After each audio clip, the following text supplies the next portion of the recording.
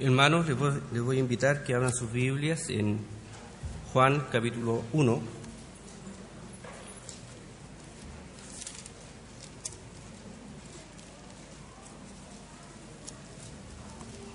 Juan capítulo 1. Y puestos en pie, vamos a dar lectura entre todos al versículo 11 y 12 de este capítulo. Juan 1, 11 y 12.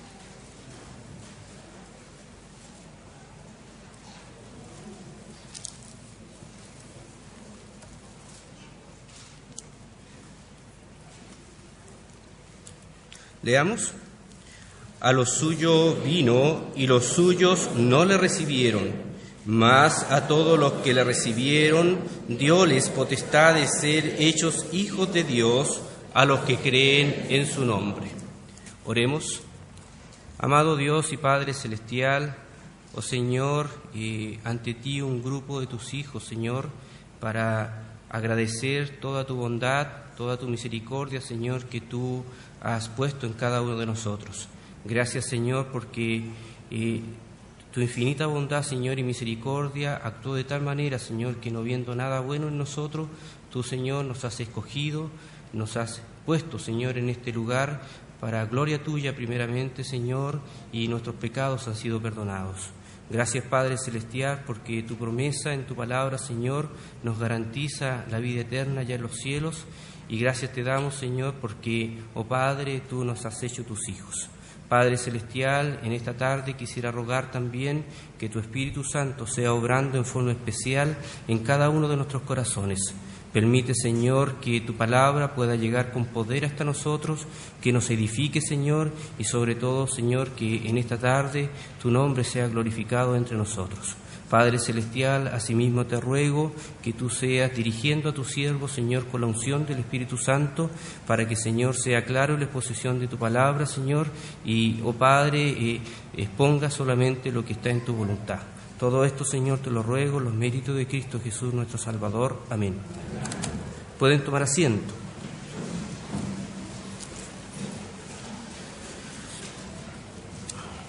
Hoy quisiera hablar de la salvación, que es lo que apunta el texto que acabamos de leer. Pero quisiera hablar de la salvación no para los no salvos. Quisiera hablar de la salvación para quienes ya somos salvos. Quisiera hablar de la salvación, de los elementos que constituyen la salvación.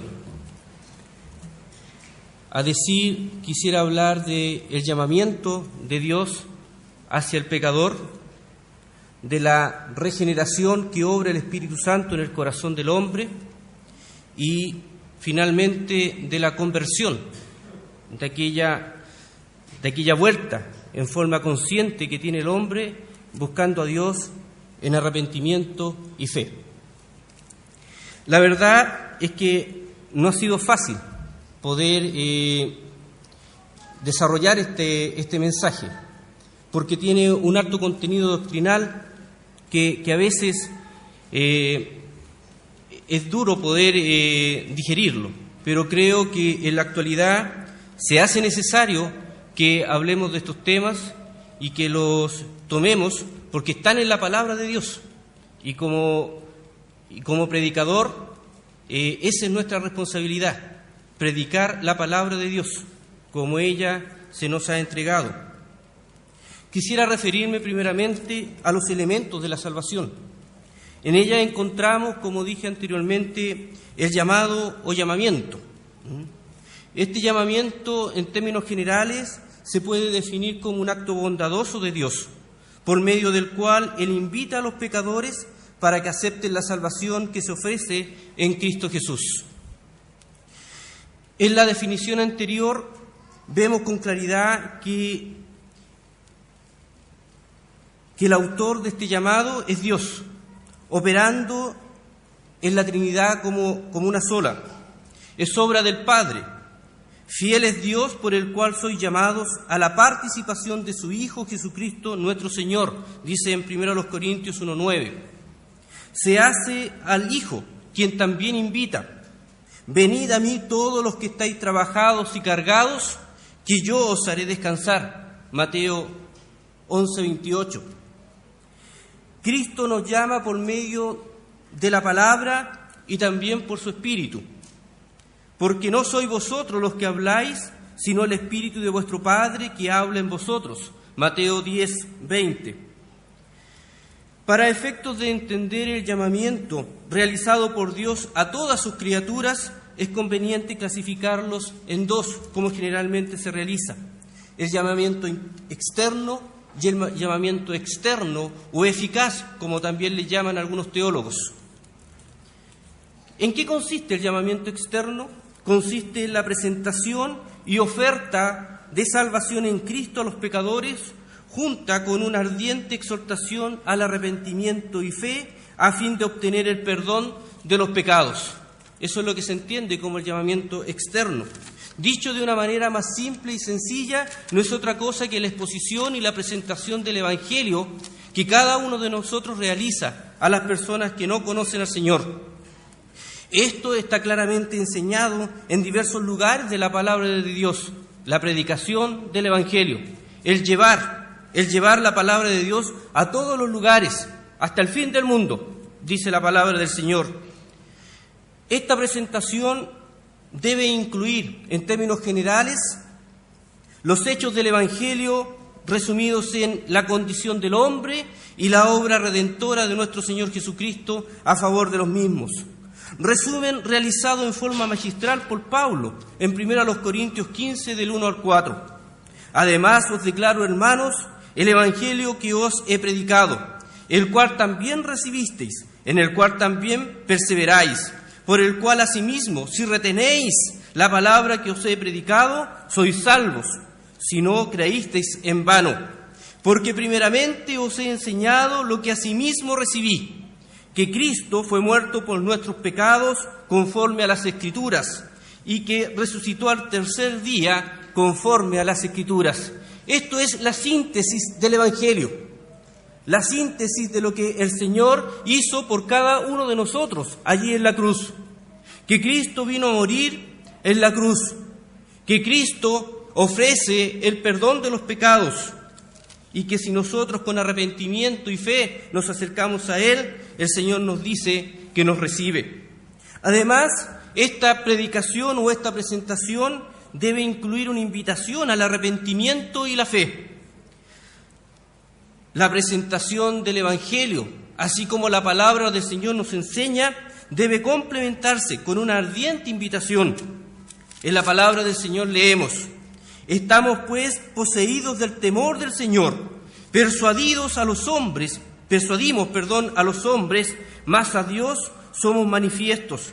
Y espero que también en vuestras conciencias somos manifiestos.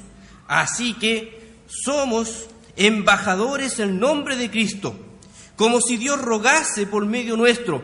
Os rogamos en nombre de Cristo, reconciliaos con Dios, dice en 2 Corintios 5, 11 y 20. Así que, leo nuevamente, somos embajadores en nombre de Cristo, como si Dios rogase por medio nuestro. Os rogamos en nombre de Cristo, reconciliaos con Dios. Díganme si eso no es una invitación al Señor. El llamamiento externo, como dije anteriormente, es la predicación de la palabra del Señor. No necesariamente es un llamamiento que va a ser recogido por la persona que lo escucha. En la palabra del Señor vemos con claridad que en muchas ocasiones este llamamiento es rechazado por las personas y no aceptadas, que nos vamos a referir en forma posterior. También, para poder entender este concepto del llamamiento, debemos hablar del llamamiento interno. Es importante recalcar que en Dios no hay diferencia, que en Dios las cosas son, las verdades son, y que nosotros, por una necesidad humana, por lo finito que somos y la incapacidad de poder entender las cosas del Señor, se nos hace necesaria clasificarlas en etapas, en procesos, en diferentes formas para poder entenderlas. Pero en Dios, insisto, todas las cosas son una. y existe una verdad en Dios, y porque Él es la verdad. A este llamamiento interno también se le llama o se le conoce el llamamiento eficaz. Es un llamamiento hecho por la palabra de Dios, aplicada en forma salvadora mediante la operación del Espíritu Santo y forma poderosa, es decir, es efectivo para la salvación. En este llamamiento, efectivamente, la persona que lo recibe y que es operado por el Espíritu Santo en el corazón de las personas, efectivamente van a proceder al arrepentimiento y van a tener fe, porque es la obra del Espíritu Santo, también conocido como la gracia, que no se puede rechazar. Dice la palabra del Señor: y los gentiles, oyendo esto, fueron gozosos y glorificaban la palabra del Señor, y creyeron todos los que estaban ordenados para vida eterna. Dice allí en Hechos 13:48, haciendo alusión justamente a este llamado interno que hace el Espíritu Santo en forma consciente en el corazón de las personas. Este llamado solo puede ser atendido por un corazón previamente regenerado por el Espíritu Santo. Fíjese bien, es un llamado que solamente puede atender un corazón regenerado. Es donde el Espíritu de Dios persuade por medio de la palabra, moral y conscientemente al elegido, de la necesidad del arrepentimiento y ejerce su influencia en forma efectiva sobre la voluntad, de manera que el pecador se vuelva a Dios, dando lugar a la conversión. Eso es lo que se entiende como llamamiento. Dicho de una forma más simple, para poder entenderlo, conocemos el llamamiento externo, aquel que hace o hacemos cada uno de nosotros cuando estamos presentando la palabra del Señor, y también existe el llamamiento interno, que es lo que hace el Espíritu Santo en el corazón por medio de la palabra también de Dios. Ese llamado que hace el Espíritu Santo no se puede rechazar y solamente es para quienes están escogidos o elegidos por el Señor. Otro elemento de la salvación es la regeneración. La regeneración es aquel acto de Dios por medio del cual el principio de la vida nueva queda implantado en el hombre y se hace santa la disposición regente del alma. Dicho de otra forma, ¿cierto? La voluntad del alma se hace santa y por lo tanto, por ese principio de vida nueva, el alma del hombre está posibilitado o capacitado para buscar a Dios. Lo anterior se explica de la siguiente forma. El principio de nueva vida implantado en el hombre produce un cambio radical en la disposición del alma, la cual bajo la influencia del Espíritu Santo da nacimiento a una vida que se mueve en dirección hacia Dios. Cabe decir en este momento que el hombre en su natural esencia está imposibilitado de buscar a Dios, porque debido a la depravación total de éste está muerto para buscar a Dios y por lo tanto no lo puede buscar por sí mismo. No existe en la disposición del hombre innato, en esencia, buscar a Dios. Es errónea la idea o falsa la idea, ¿cierto?, de los pelagianos que dicen que el hombre es intrínsecamente bueno y por lo tanto en él existe una disposición libre de buscar a Dios, que el hombre escoge libremente si hace lo bueno o hace lo malo. Esa es una idea errónea. La palabra del Señor y la experiencia humana también nos enseña que eso está equivocado. El hombre no es libre para buscar el bien. El hombre siempre busca el mal porque está atado al mal y allí lo lleva a su naturaleza corrompida. Sin embargo, cuando estamos hablando de la regeneración, Dios pone en el hombre, en ese hombre caído con una naturaleza depravada, pone un principio de nueva vida, en donde Dios lo capacita para mirar a Dios y buscar a Dios. Ese principio de vida nueva se concreta en el nuevo nacimiento. Es necesario nacer otra vez, le dijo Jesús a Nicodemo. Esta regeneración o este principio de nueva vida afecta al hombre en su totalidad. No es una parte, no es algo que se añada al hombre, no es algo que se le quite al hombre, sino simplemente es restaurado en todo lo que él consiste, en su intelecto, en sus emociones y voluntad. La palabra del Señor nos dice: porque Dios es el que en vosotros obra así el querer como el hacer, por su buena voluntad. ¿Quién es el que obra que nosotros hagamos el querer o hacer esas cosas? Dios. Filipenses 2:13. Dice en otro lugar, alumbrando los ojos de vuestro entendimiento para que sepáis cuál sea la esperanza de su vocación y cuáles las riquezas de la gloria de su herencia en los santos. Efesios 1:18. Alumbrando los ojos de vuestro entendimiento, dice la palabra del Señor. En otro lugar nos dice, porque Dios mandó que las tinieblas resplandeciese la luz. Es Él que resplandeció en nuestros corazones para iluminación del conocimiento de la gloria de Dios en la faz de Jesucristo. Segunda de Corintios 4:6. Y en Primera de Pedro 1:8 nos dice, al cual no habiendo visto, le amáis, en el cual creyendo, aunque al presente no le veáis, os alegráis en gozo inefable y glorificado. Este gozo y este amor hacia Dios solamente puede ser tenido por un alma regenerado por el poder del Señor. Porque para el hombre en su estado natural no ama a Dios, antes odia a Dios. El hombre en su estado natural no se alegra ni se goza inefablemente en la gloria de Dios.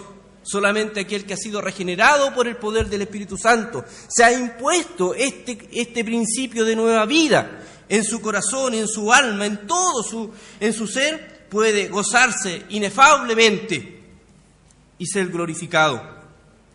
Este principio capacita al hombre para buscar a Dios y no rehusar el llamamiento eficaz. Allí está el concepto, allí está la unión de estos dos elementos. Cuando el hombre ha sido regenerado, no rehúsa el llamado eficaz del Señor. Y en forma libre, como agente libre que el Señor nos ha dejado y nos ha hecho, aceptamos lo que el Señor nos quiere dar. Es instantáneo, no es un proceso graduado y no hay un estado intermedio entre lo regenerado y no regenerado o entre la vida o la muerte. O se está regenerado o no se está regenerado. O se tiene este principio o no se tiene este principio de nueva vida en el corazón. Es un cambio que ocurre en la vida subconsciente del elegido, siendo una obra secreta e inescrutable de Dios, sin que el hombre tenga ninguna participación en esto. Esto significa que el Espíritu Santo obra en forma directa sobre los escogidos y cambia su condición espiritual. No hay cooperación de ninguna clase de parte del pecador en esta obra de regeneración realizada por el Espíritu Santo. Dice allí en Ezequiel 11, y darles un corazón y espíritu nuevo, daré en sus entrañas, y quitaré el corazón de piedra de su carne y daréles corazón de carne, para que anden en mis ordenanzas, dice el Señor. Solamente aquel alma regenerada puede buscar al Señor y andar en sus ordenanzas.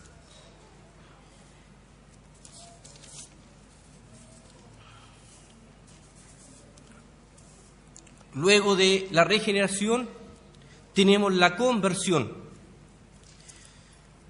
Se define en dos aspectos, activo y pasivo. La conversión activa es aquel acto de Dios por medio del cual Él hace que el pecador sea regenerado en su vida consciente. Fíjese bien, aquí está la diferencia con lo que es la regeneración. Dijimos que la regeneración es un acto que se produce en el subconsciente del individuo, es decir, no es percibido en forma consciente por aquel que es regenerado. En cambio, cuando estamos hablando de la conversión en su aspecto activo, es cuando Dios regenera en su vida consciente para volverse a Dios con arrepentimiento y fe.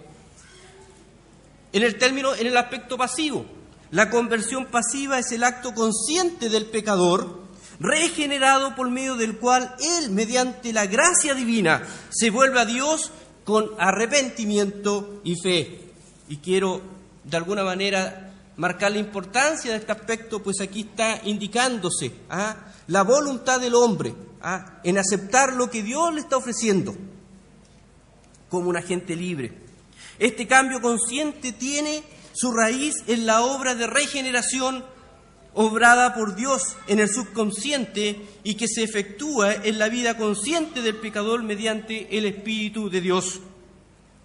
Tenemos algunos ejemplos en la palabra de Dios de la conversión, que por honrar el tiempo, ¿cierto?, no los vamos a ver, pero que por muchos de nosotros ya son conocidos. El caso de Zaqueo, que se nos relata allí en Lucas 19, y en forma particular el versículo 8 y 9, como él, ¿cierto?, en forma consciente, dio paso atrás, se volvió al Señor. El caso de ese mal rey, de allí que se nos describe en el segundo libro de Crónicas, capítulo 33, Manasés, un mal rey, un rey cruel que hizo tantas cosas, pero que finalmente se convierte al Señor al fin de sus vidas, en forma consciente. La mujer samaritana es otro ejemplo de una conversión al Señor, relatado allí en Juan 4, y en forma precisa del 24 al 39 se nos da esto. ¿Y qué decir de Pablo, aquel hombre que perseguía a los hijos de Dios, y con un odio hacia ellos, pero que cuando se le presenta a Cristo y él le dice: Saulo, ¿por qué me persigue? Y él le responde: Señor, ¿qué quieres que haga? Vemos una conversión de un hombre que persigue a los cristianos en convertirse en Pablo, quien es el embajador hacia los gentiles del Evangelio. En la conversión siempre existen dos elementos de fundamental importancia que debemos tener siempre presente. El primero de ellos es el arrepentimiento, cambio operado en la vida consciente del pecador por medio del cual se regresa del pecado. Es una vuelta atrás, es volverse, eso es arrepentimiento. Este cambio afecta al hombre también en su totalidad. En el intelecto hay un cambio de opinión, un reconocimiento del pecado con la culpa personal que esto implica. Se considera, por lo tanto, al pecado como algo malo. Hay un cambio, dice, un cambio de opinión. En lo emocional hay un cambio de sentimiento que manifiesta tristeza y pesar por el pecado.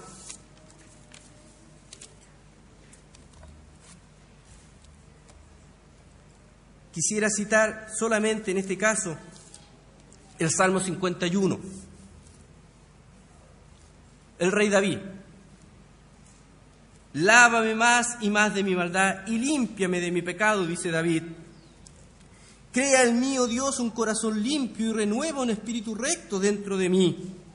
Líbrame de homicidios, oh Dios, Dios de mi salud, cantará mi lengua de justicia, dice allí el Salmo 51. Hay un elemento de la voluntad, un cambio de propósito, una disposición a buscar el perdón y la pureza. Eso es arrepentimiento. El arrepentimiento claramente tiene que tener estos tres elementos. No hay arrepentimiento si no pasa por un cambio de opinión, a un conocimiento de la culpa. Así tampoco no hay un arrepentimiento sincero si no hay un pesar, una tristeza por el pecado cometido ante Dios.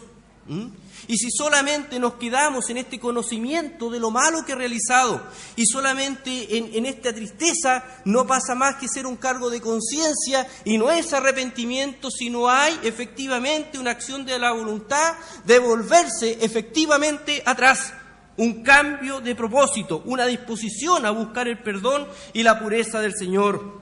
He aquí en maldad he sido formado y en pecado me concibió mi madre. Purifícame con hisopo y seré limpio, lávame y seré emblanquecido más que la nieve. Crea en mí, oh Dios, un corazón limpio y renueva un espíritu recto dentro de mí, dice el rey David, con una disposición clara a dejar el pecado. Claramente en la conversión debe existir este elemento, el arrepentimiento. El pecador que se ve ante Dios, ante la santidad de Dios, debe reconocer que en él hay pecado y que está perdido a causa de ese pecado y debe sentir pesar por ese pecado cometido, porque ese pecado infringe la ley de Dios y Dios no puede ver el pecado. Y ese pecador, si efectivamente está arrepentido, debe volverse atrás, debe haber una intención de dejar el pecado. El otro elemento que debe estar presente siempre en la conversión es la fe. No puede haber conversión si no hay fe. No puede haber conversión. La fe es la convicción segura, operada en el corazón mediante el Espíritu Santo, respecto a la verdad del Evangelio y una confianza sincera en las promesas de Dios en Cristo. La fe es creerle a Dios. Es creerle a Dios. Y sin fe es imposible agradar a Dios, dice la palabra del Señor. Y dice también que si el que quiere acercarse a Dios es menester, ¿cierto?, que crea que le hay. Sin fe es imposible agradarse a Dios. Y en la conversión, estos dos ingredientes siempre deben estar presentes. No es posible arrepentirse si no hay fe.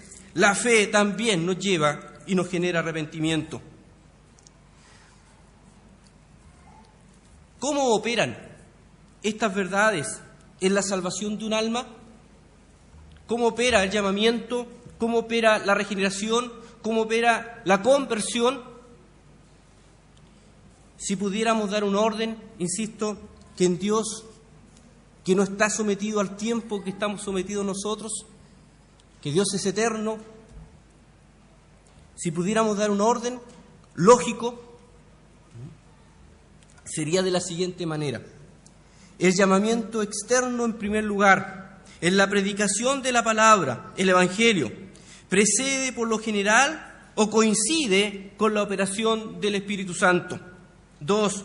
Dios regenera el principio de vida nuevo en el hombre, cambia la disposición interna del alma, ilumina la mente, despierta los sentimientos y renueva la voluntad.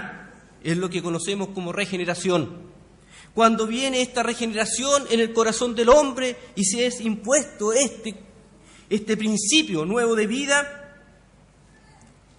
habiendo recibido el oído espiritual, podríamos decir de alguna manera, el llamamiento efectivo o interno persuade moralmente y en el consciente del hombre regenerado. Y todo esto termina finalmente como una consecuencia lógica en la conversión, en donde el hombre, como agente libre y dotado de la gracia de Dios, busca a Dios en arrepentimiento y fe. Y allí tenemos que están actuando todos estos principios que se nos presentan en la salvación.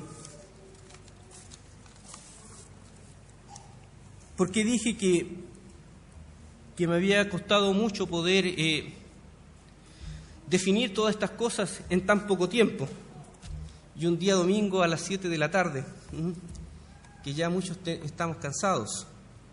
Porque la verdad es que eso era como la introducción a lo que de alguna manera quería presentar. Algunas consideraciones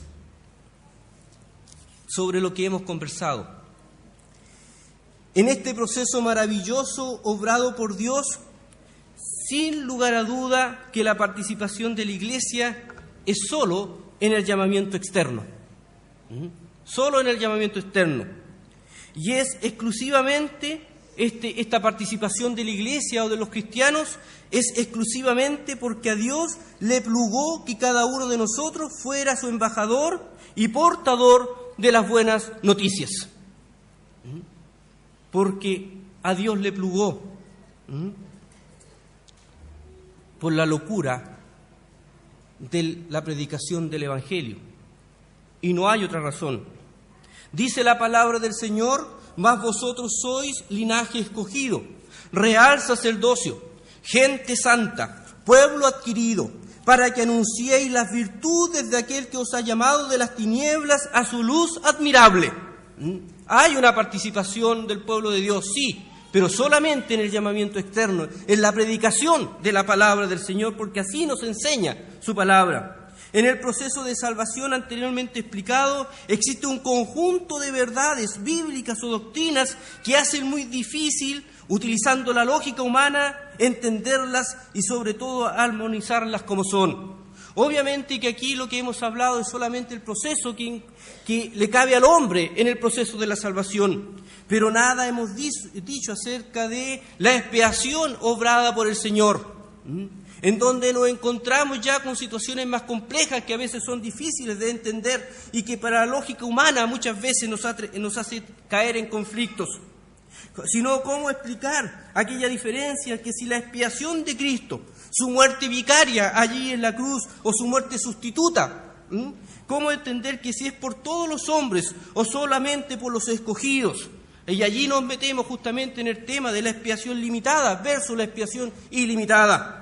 Y cómo esto se puede armonizar con que no todos se salvan. Si Cristo murió por todos, entonces no todos se salvan. ¿Cómo armonizamos si hablamos justamente de una expiación ilimitada? Y si además fuera una expiación limitada, sin embargo se debe predicar a toda criatura el Evangelio, y sin embargo solamente algunos son los que van a ser salvos. La verdad es que es difícil de poder armonizar estas ideas. ¿O cómo podemos entender, por un lado, la predestinación o elección de parte de Dios, tanto para salvación como también para ser reprobados?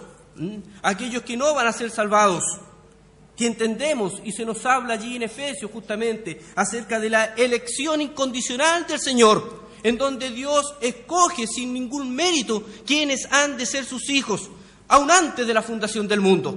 Ya nos tenía en su mente quienes íbamos a ser sus hijos. ¿Cómo podemos armonizar esta verdad con la responsabilidad del hombre ante el rechazar o no lo que el Señor hizo por ellos? ¿Cómo podemos armonizar la voluntad de Dios decretiva, en donde todo lo que Él decreta ha de acontecer porque Él así lo decretó? ¿Cómo lo podemos armonizar con su voluntad preceptiva, en donde manifiesta los deseos de Dios? En donde por un lado Dios en su voluntad predictiva dice que no quiere la muerte del impío y que todos procedan al arrepentimiento. Y sin embargo en otro lugar leemos que solamente aquellos que Él ha predestinado van a ser quienes se van a salvar. ¿Cómo podemos armonizar todas estas cosas? La verdad es que utilizando la lógica humana esto es imposible. Es imposible. Y es por eso justamente que debemos ser capaces de admitir que lo que el Señor nos ha revelado viene de una mente infinita, que no la podemos entender y que va a pasar la eternidad completa y jamás la vamos a poder llegar a comprender. Tal vez vamos a llegar a conocer luces de eso, pero llegar a entenderla jamás. Aquí es cuando nos encontramos en el contraste de lo finito con lo infinito, de la nada con el todo. Nada podemos hacer. Y cada vez que tratamos de poder armonizar estas ideas, lo más probable es que caigamos en algún error. En esto me hace recordar de lo finito con lo infinito, ¿cierto? De lo grande que es nuestro Dios, de lo incomprensible, de lo inalcanzable que es el Señor. Me hace recordar lo que pasó hace un tiempo atrás con mi hijo, cuando tenía alrededor de casi 4 años. Llego todas las noches, es mi deber llegar después del trabajo a tener que leerle la Biblia, contarle las parábolas, lavarle los dientes y orar con él. Y en esas conversaciones que tenemos, empezamos en esto de quién te ama más. Y yo le dije, Renato, yo te amo de aquí a la luna 2 veces. ¿Para qué le iba a decir 1000 veces? Si estoy claro que no va a entender lo que es el 1000, pero 2 lo tiene claro. Esperando que él me respondiera, a lo mejor yo te amo de la luna 3 veces, 4 veces, o yo te amo al sol. Él se queda pensando un rato y me contesta, papá, yo te amo hasta Dios. ¿Para qué les voy a explicar que eso me desalmó? Y me desalmó de 2 maneras. Me emocionó que mi hijo me dijera eso, pero me quedé sin argumento. ¿Qué más le podía decir yo? ¿Hasta dónde amo yo? Si él me dijo que me amaba hasta Dios. Más allá de Dios, ¿qué hay? Ni siquiera la nada. No hay. ¿Cómo nos podemos enfrentar a entender lo infinito? En fin, no trataré de dar explicaciones o tratar de armonizar estas verdades, enseñadas en las Escrituras, pues una mente finita, contrastada con la mente de Dios, es claramente nada. La sola idea de tratar de armonizar esto hace recordar que muchos han tratado y han caído en negar de alguna forma una de las verdades que la palabra del Señor claramente enseña.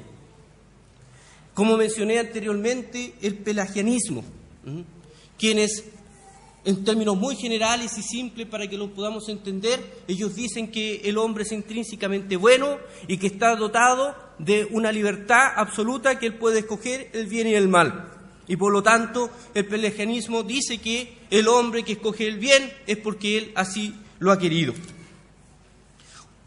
O nos vamos al otro extremo, de muchas formas indicados, pero que cae en que se niega la libertad del hombre en pos de la predestinación, en donde la soberanía de Dios es lo único que existe y por lo tanto no existe una libertad del hombre. Sin lugar a duda que estos son conceptos difíciles de entender, como dije anteriormente, porque la voluntad decretiva de Dios, todo lo que Él decreta ha de acontecer y todo lo que Él permite ha de ser permitido. La lógica humana dice que bajo ese concepto no existe la libertad, pero esa es la lógica humana. Pero Dios dice en su palabra que cada uno de nosotros es responsable por el pecado cometido. Cada uno de nosotros es responsable. Aquel que niega la libertad del hombre como un agente libre para escoger, lo que está haciendo simplemente es que está haciendo Dios responsable o al hombre irresponsable de sus actos, y no es lo que enseña la palabra del Señor. Entre el pelagianismo y este hipercalvinismo, podríamos llamarle, está también el arminianismo, que tan en boga ha estado últimamente, que trata de armonizar ambos extremos, en donde lo que dice es que el hombre, si bien es cierto, no es intrínsecamente bueno, pero existen en él ciertos atributos que Dios utiliza para efectivamente llamarlo y el que pueda escogerlo y hacer uso de su voluntad. Trata de armonizar por un lado lo que dice el pelagianismo y por otro lado lo que dice los que creen solamente en la predestinación. Y ahí llegamos a lo que se conoce también como un semi-pelagianismo, que es también lo que de alguna manera sustenta a la Iglesia Católica.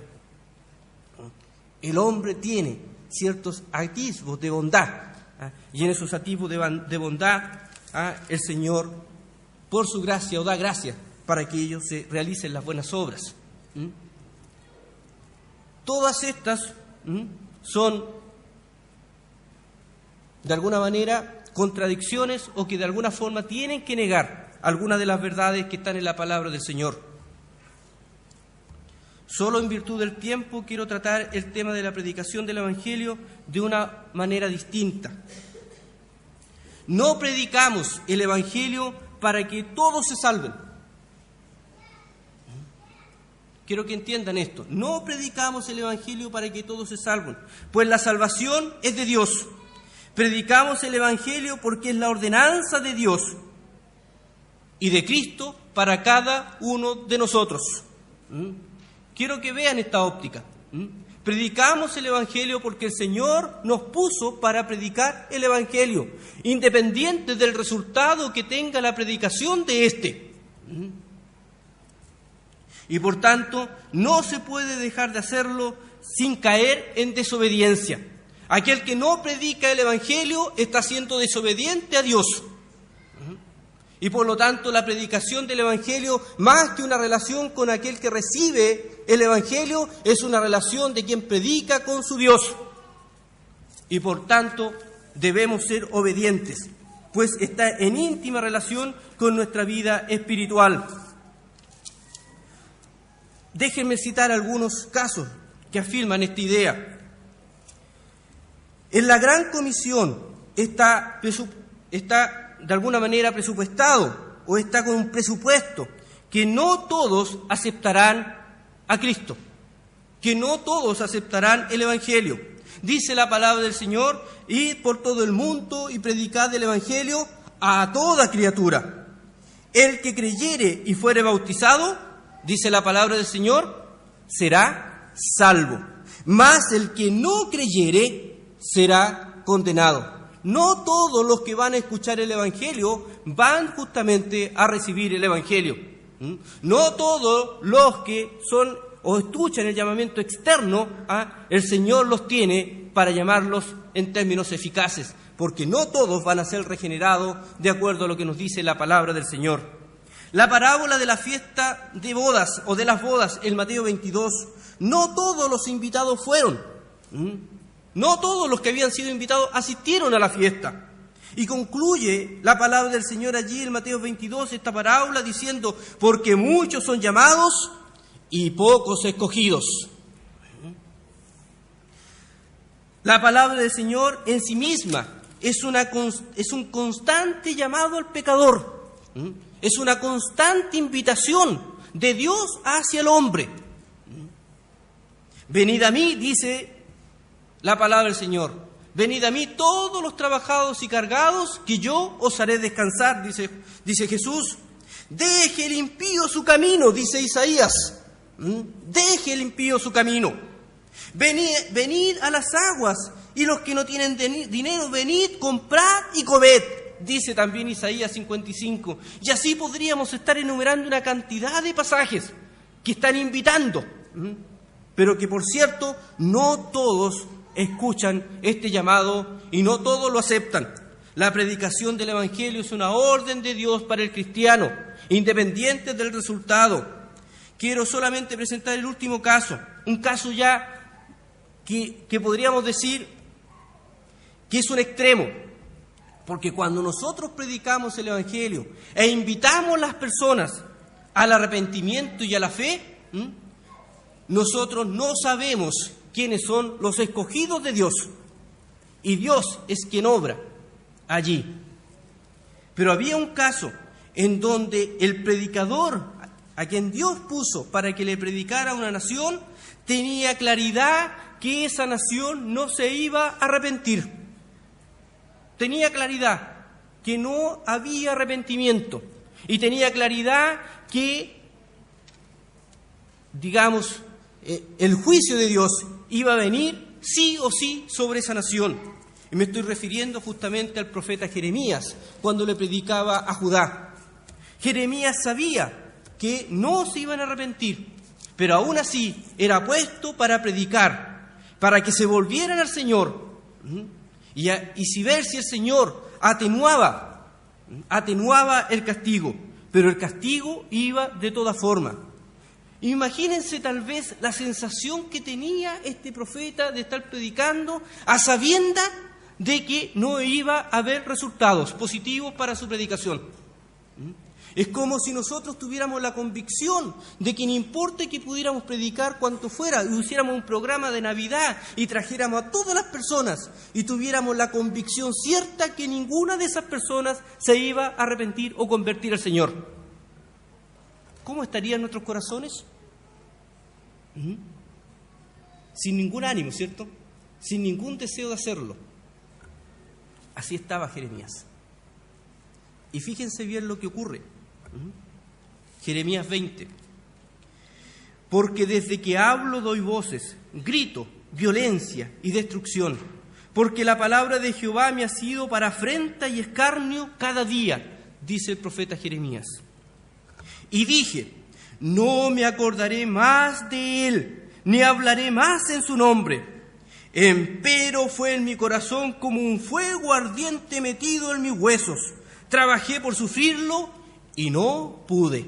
Había una necesidad, había un imperativo que iba más allá del resultado en predicar la palabra del Señor que estaba en Jeremías. Lo mismo pasaba con el apóstol Pablo, que me es impuesta necesidad, decía él, y ay de mí, si no predico el Evangelio, independiente del resultado que éste pudiera tener, porque la predicación del Evangelio es la voluntad de Dios para su iglesia y para cada uno de sus hijos en forma particular. Es la voluntad de Dios, independiente de la obra realizada en el corazón, que cada cristiano presente esta verdad a los hombres. Dije que iba a ser corta, pero permítanme el último. ¿Y qué hay de la forma? ¿Qué hay de la forma?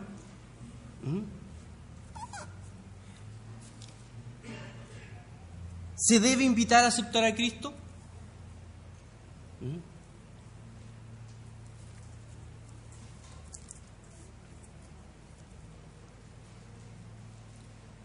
En la actualidad o en los últimos tiempos han habido ciertos movimientos que han hecho de esta invitación un elemento de mercadeo. Han hecho de la invitación al arrepentimiento, a la fe, que es bíblico, todo un sistema de mercadeo, en donde no se llama a las personas al arrepentimiento o a la fe, sino que se convence a las personas por medios externos muchas veces, en términos emotivos, de su necesidad, de lo que sea, y se les hace de alguna forma actuar en función de esa emotividad. Pero es válida la pregunta: ¿se debe invitar a aceptar a Cristo? Si el aceptar a Cristo no corresponde a una invitación al arrepentimiento y depositar la fe en Cristo, obviamente que ese llamado no es al lugar. No es al lugar. Sin embargo, si el aceptar a Cristo está en el entendido explícito, fíjense bien, el entendido explícito de un arrepentimiento sincero, que por lo expuesto solo lo da Dios, y un depósito en la obra expiatoria de Cristo, no existe contradicción en la palabra de Dios en llamar a recibir al Señor. No existe contraposición, porque el Señor llamó a los pecadores. Así también, la palabra del Señor no nos desautoriza a nosotros en hacerlo. Leíamos en Juan 1:12: mas a todos los que le recibieron, dióles potestad de ser hechos hijos de Dios. Nuevamente nos encontramos aquí en la diferencia. Si somos nosotros los que aceptamos a Cristo, o es Cristo quien nos acepta a nosotros. Y nuevamente nos metemos en el tema que no lo podemos explicar. Del punto de vista de la predestinación, es Dios quien nos acepta a nosotros y nos escoge para sí. Pero del punto de vista de la libertad, de la conversión, cuando esta gente libre acepta al Señor, o mejor dicho, recibe o se arrepiente con fe, estamos hablando justamente de que hemos hecho una aceptación de lo que el Señor hizo por nosotros. Y por tanto, es válido recibir y aceptar al Señor. Quiero terminar citando el testamento de un hombre. Un hombre quien se reconoce como uno de los que ha defendido la elección. Dice así: en el nombre de Dios, yo, Juan Calvino, siervo de la palabra de Dios en la iglesia de Ginebra, debilitado por muchas enfermedades, doy gracias a Dios por haberme mostrado no solo misericordia a mí, su pobre criatura, por haberme soportado en todos los pecados y debilidades, y lo que es mucho más, por haberme hecho partícipe de su gracia para servirle por medio de mi obra. Confieso vivir y morir en esta fe que me ha dado, y no tengo otra esperanza ni refugio que su predestinación, en la que se basa toda mi salvación. Y fíjense después lo que viene: acepto la gracia que se me ha ofrecido en nuestro Señor Jesucristo, y acepto los méritos de su sufrimiento y muerte, ya que por medio de ellos han sido sepultados todos mis pecados, y humildemente le suplico que me lave y purifique con la sangre de nuestro gran Redentor, que fue derramada por todos los pobres pecadores, de modo que yo, cuando me presente delante de su rostro, pueda mostrarme semejante a Él. Que el Señor les bendiga. Oremos. Amado Dios y Padre Celestial, oh Señor, una vez más ante tu presencia, para, Señor, descubrirte primeramente toda nuestra incapacidad, toda nuestra bajeza, Señor, todo lo pobre que cada uno de nosotros es, oh Señor. Sabemos, Padre, que ante estas verdades que tú has revelado por tu pura voluntad, Señor, porque así lo has querido, nuestra mente, Señor, no alcanza a comprender todo el alcance que esto tiene. Señor, te pido que tú nos hagas ver primeramente, Señor, que todo lo que tú nos has enseñado, Señor, o has revelado en tus Escrituras es para nuestro crecimiento espiritual. Te pido, Señor, que tú nos bendigas por medio de esta tu palabra, Señor, y permita, Señor, que ante todo esto revelado por ti, Señor, siempre tengamos presente que tú algo nos estás pidiendo y que algo quieres que hagamos, Señor, no para, oh Señor, para méritos propios, sino simplemente, Señor, para poder glorificarte a ti, Señor, para poder también nosotros crecer espiritualmente. Señor, permite que en nosotros, así como en Jeremías, exista, Señor, este fuego metido de poder llevar tu palabra a quienes no la tienen, Señor. Te ruego, Señor, que haya también en nosotros una carga, oh Señor, no porque las personas, Señor, procedan o no al arrepentimiento, porque sabemos, Señor, que eso solamente está en ti, Señor, que haya en nosotros una carga, porque es tu palabra, Señor, es tu orden, y, oh Señor, nosotros queremos servirte y obedecerte en todo momento y en cada lugar, Señor. Permite, Padre, que cada uno de nosotros se convierta en un embajador, Señor, digno de ti. Que, Señor, podamos llevar tu palabra a todo lugar, porque así tú, Señor, lo has dispuesto y porque así tú, Señor, lo quieres. Todo esto, Señor, te lo ruego en los méritos de Cristo Jesús, mi Salvador. Amén.